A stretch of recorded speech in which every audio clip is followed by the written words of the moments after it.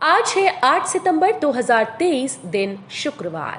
Welcome back to clean news UP. चलिए देखते हैं उत्तर प्रदेश की 25 फटाफट बड़ी खबरों को। इससे पहले आप न्यूज को कहां से देख रहे हैं हमें कमेंट पे बताना बिल्कुल ना भूलें। साथ ही हमारे फेसबुक पेज को भी फॉलो करें। फेसबुक पेज का लिंक डिस्क्रिप्शन में दिया गया है।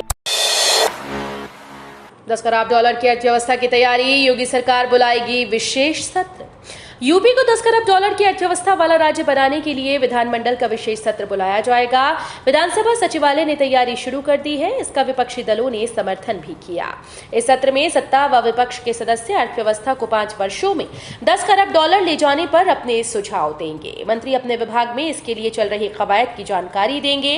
इस दौरान बड़े उद्योगपतियों का संबोधन भी हो सकता है। बाबर और औरंगजेब जब सनातन को नहीं मिटा पाए, सत्ता के परजीवी क्या मिटाएंगे? सीएम योगी का बड़ा हमला। तमिलनाडु के सीएम एमके स्टालिन के बेटे उदयनिधि की सनातन धर्म को लेकर की गई विवादास्पद टिप्पणी को लेकर एनडीए और इंडिया गठबंधन के बीच रार छिड़ा हुआ है। एक दूसरे पर वार पलटवार हो रहे हैं। इस बीच मुख्यमंत्री योगी आदित्यनाथ ने बड़ा हमला किया। सीएम योगी ने कहा कि जो सनातन रावण और कंस नहीं मिटा पाए, औरंगजेब और बाबर नहीं मिटा पाए, उस सनातन को सत्ता परजीवी क्या मिटाएंगे। कहा कि सनातन धर्म सत्य और शाश्वत है। CM Yogi Lucknow police line में आयोजित श्री कृष्ण जन्माष्टमी उत्सव में शिरकत करने पहुंचे थे। अमेरिका और ब्रिटेन के ड्रोन से आग बुझाएगी यूपी फायर ब्रिगेड, ये होगा फायदा। अमेरिका और ब्रिटेन में हाई राइज बिल्डिंग्स की आग बुझाने के लिए इस्तेमाल होने वाली फायर फाइटर ड्रोन तकनीक यूपी फायर सर्विस लेकर आ रही है। इन फायर फाइटर ड्रोन को फायर ब्रिगेड के वाटर पंप से जोड़ा जाएगा और पानी आग से प्रभावित मंजिल पर सीधे पहुंच सकेगा। इसके चलते जान का जोखिम भी कम हो जाएगा, चूंकि इन ड्रोन को रिमोट के माध्यम से जमीन से ही कंट्रोल किया जाएगा। यूपी फायर सर्विस को फिलहाल 697 करोड़ रुपए का बजट मिला है। दूसरी संतान बेटी होने पर मिलेंगे 6,000 रुपए। प्रधानमंत्री मातृ वंदना योजना का लाभ अब दूसरी संतान बेटी होने पर मिलेगा। लाभार्थियों को 6,000 रुपए दिए जाएंगे। राष्ट्रीय स्वास्थ्य मिशन और मिशन शक्ति के अंतर्गत उपयोजना सामर्थ्य के माध्यम से करने का निर्णय लिया गया है। योजना के अंतर्गत आंशिक बदलाव भी हुए, जिसको अब PMMBY वर्जन 2.0 के नाम से जाना जाएगा। छुट्टा गोवंश के लिए सीएम योगी की योजना पर काम शुरू, गाइडलाइन तय कर अभियान। मुख्यमंत्री योगी आदित्यनाथ के दिशा निर्देशों के अनुरूप छुट्टा गौवंशों के भरण पोषण के लिए अभिनव कदम उठाया गया है। गौग्रास सेवा योजना के तहत शासन की नई गाइडलाइन तय कर अभियान चलाया जाएगा।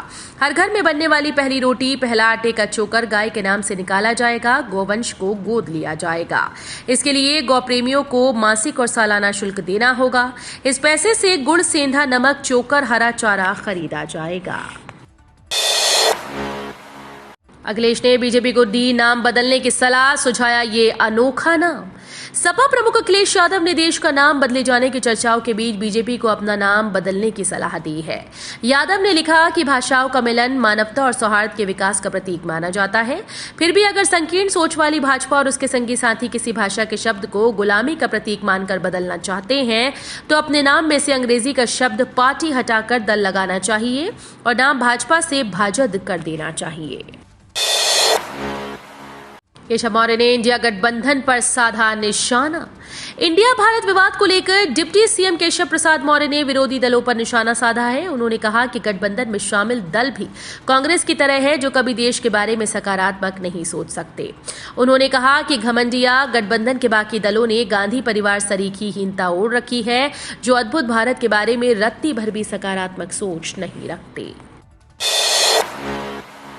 यूपी राजभर सबसे बड़ा बहरूपिया, इंडिया से घबरा गई है बीजेपी।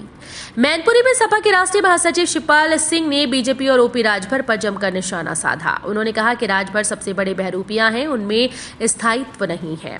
उनके द्वारा दिए गए किसी बयान को लोग गंभीरता से नहीं लेते। साथ ही कहा कि घोसी उपचुनाव में मतदाताओं ने भाजपा को पूरी तरह से नकार दिया है। भारत विवाद पर कहा कि इंडिया से बीजेपी घबरा गई।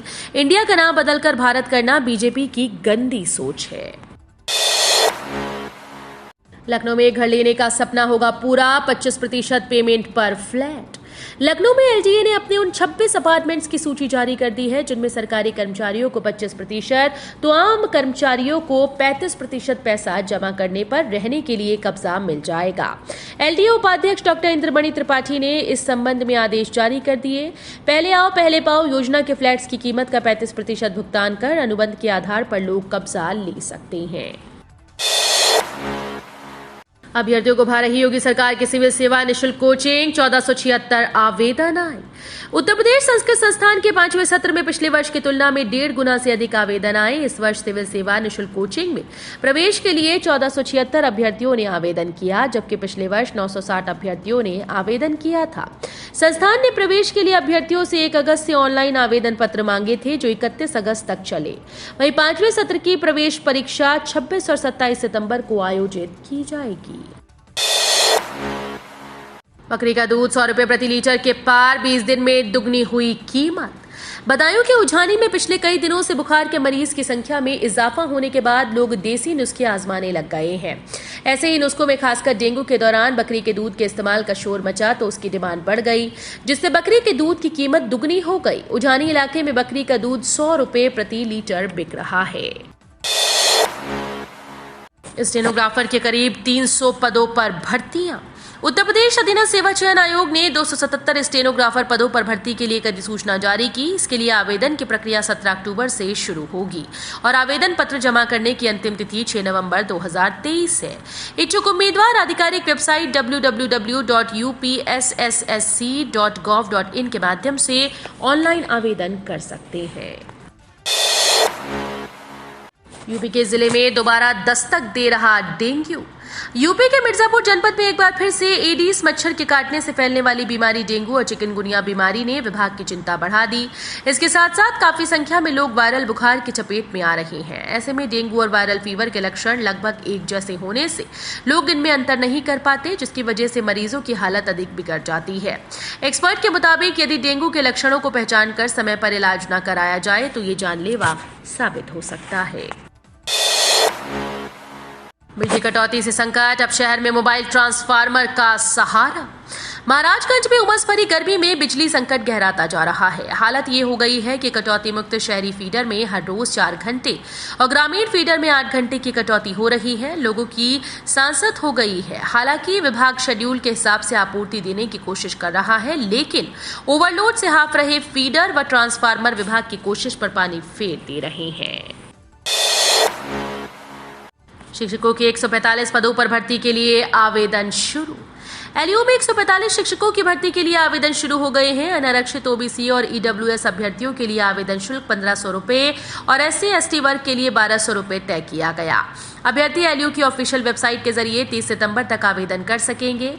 विज्ञापन जारी किया एलयू में कला विज्ञान, विधि, शिक्षा शास्त्र और एस्थेटिक्स एंड शेफ फिलॉसफी संकाय में शिक्षकों की नियुक्ति के लिए विज्ञापन जारी किया गया है।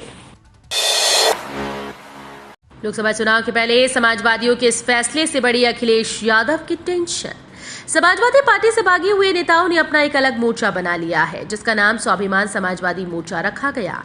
इसकी शुरुआत 10 सितंबर को लखनऊ से होगी। बागी नेताओं का कहना है कि इसके बैनर तले सपा से बागी और नाराज नेताओं को इस मंच में जोड़ा जाएगा। यूपी इंटरनेशनल ट्रेड शो में 17 विभागों के स्टॉल लगेंगे। 21 से 25 सितंबर तक होगा आयोजन।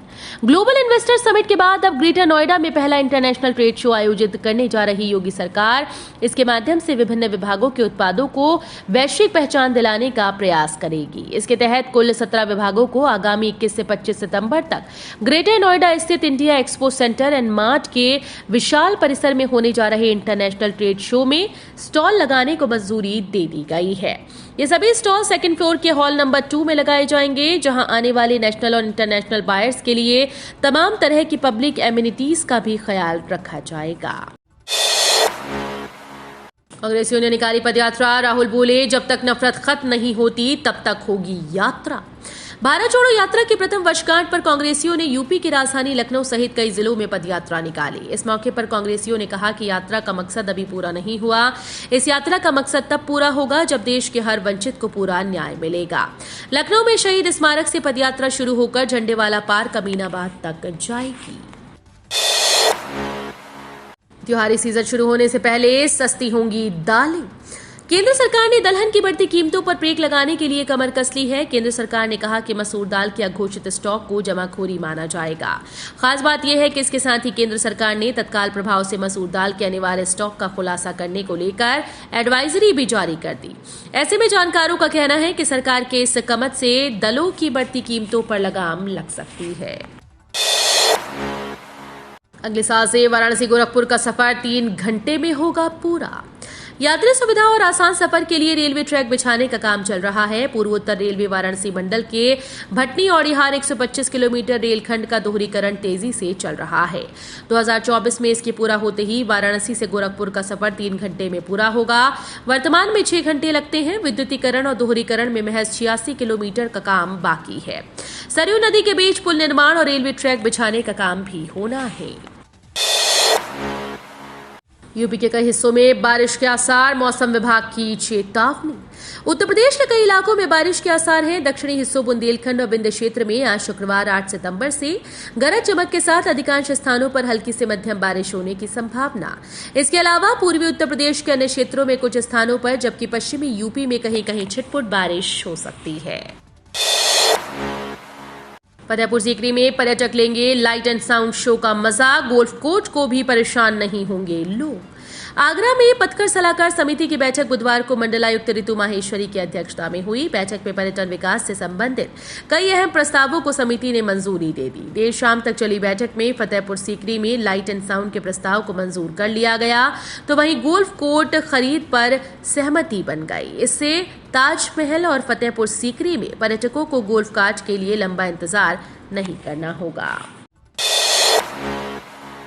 25 को लखनऊ में होने वाली महापंचायत में पहुंचने की अपील। बाकियों और राजनीतिक पदाधिकारियों की गुरुवार को पबला बीटा गांव में बैठक हुई। किसानों और ग्रामीणों से अधिक संख्या में 25 सितंबर को लखनऊ में होने वाली महापंचायत में पहुंचने की अपील की। मुख्य अतिथि जिलाध्यक्ष नवाब सिंह अहलावत ने कहा कि दोनों गांवों में किसानों के सामने सबसे बड़ी समस्या आवारा पशु है, जो फसलें खाकर उन्हें नुकसान पहुंचा रहे हैं। बैठक में मंगू प्रधान ने बताया कि सरकार ने नलकूपों की बिजली फ्री देने का वादा किया, लेकिन आज तक लागू नहीं किया गया। घोसी उपचुनाव में सपा की हार तय। अखिलेश यादव हताश, बोले राजभर। सुबह सपा प्रमुख ओपी राजभर ने दावा किया है कि घोसी उपचुनाव में सपा की हार तय है। उन्होंने अखिलेश यादव से पूछा, जीत पर इतना भरोसा था तो एसी में रहने वाले रामगोपाल और शिवपाल यादव गांव-गांव घूमने को मजबूर क्यों हुए? अखिलेश कभी उपचुनाव में प्रचार करने नहीं जाते थे, लेकिन घोसी में उन्हें आने के लिए मजबूर होना पड़ा। साथ ही कहा कि सुबह सपा जब से एनडीए का हिस्सा बनी है, तभी से सपा को हार का डर सताने लगा है। 14 दिसंबर तक की मोहलत, बचा ले पैसे वरना देना होगा चार्ज। बीते मार्च महीने से UIDAI ने आधार कार्ड को फ्री में अपडेट कराने की सुविधा दी है, जिसे अब बढ़ाकर 14 दिसंबर 2023 तक बढ़ा दिया गया। इस दौरान आप आधार को फ्री में अपडेट करा सकते हैं। इस डेटा के बाद अपडेट करने पर आपको पैसे देने पड़ सकते हैं। बता दें कि आपका आधार कार्ड 10 साल से पुराना है या 10 साल में एक बार भी अपडेट नहीं हुआ तो आपको कार्ड को अपडेट कराना होगा। तो ये थी आज की 25 फटाफट बड़ी खबरें। अगर आपको न्यूज पसंद आई हो तो वीडियो को लाइक और शेयर जरूर करें। धन्यवाद।